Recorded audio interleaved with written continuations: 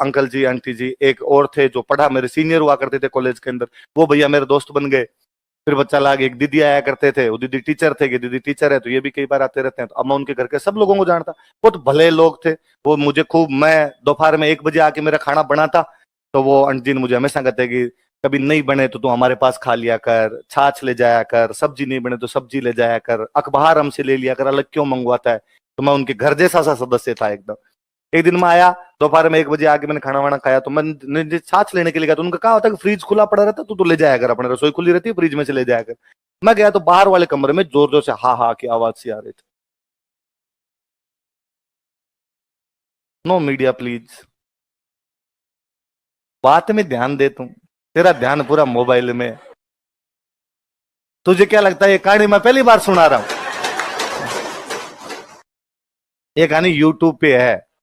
तो जैसे लिखेगी Rajveer sir about जवाई तो आ जाएगी कहानी, है ना।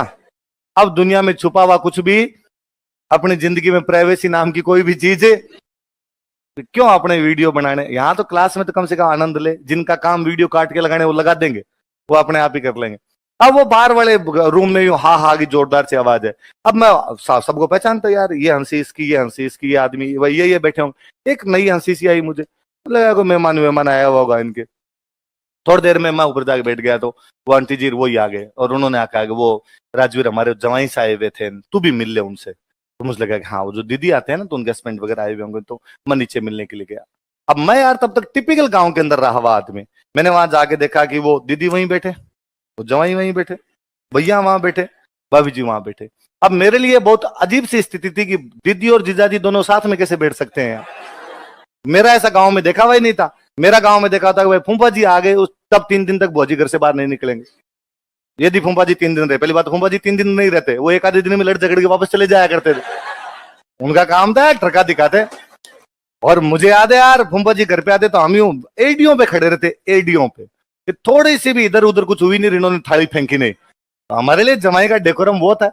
उधर वो बड़े कूल बंदा एकदम बैठा हुआ और उधर हा हा करे। मुझे लगा राजवीर धरती पड़ जाए, तू गड़ जाए इसके अंदर। क्या तू ये दिन देखने के लिए पैदा हुआ था कि ऐसे एक दिन पति पत्नी साथ बैठे रहेंगे पीहर के अंदर? नहीं राजवीर, ये नहीं हो सकता है। मैं अब कई बार सोचता हूँ यार कितने भूंगल थे रे अपने, क्या क्या सोचा करते। वाकई मुझे उस दिन लगा कि या तो मैं इनका मर्डर करूं, ये ऐसे साथ कैसे बैठ सकते हैं यहाँ पे, एक ही कमरे के अंदर कैसे बैठ सकते हैं, और यूं खिलखिल और कर रहे हो तुम। अरे राम रूमी की मुझे पढ़ाई करनी, मुझे फिजिक्स पढ़नी है जाके। उनका भाई जा तू पढ़ ले तेरा जाके, और तो क्या। तो वो बात है। तो लड़कों अपने ज्यादा, यदि पुरुष प्रजाति की इज्जत का थोड़ा बहुत ख्याल है आपको, अब यूं डेली जा जाके, साल में 2 बार नहीं 5-7 साल में 1 बार, वो भी अगले नोरे निकाले तब। जब ऐसा 1 बार तो आओ, आप पिछले ब्याह में भी नहीं आए थे, इस ब्याह में तो और तो ये आपको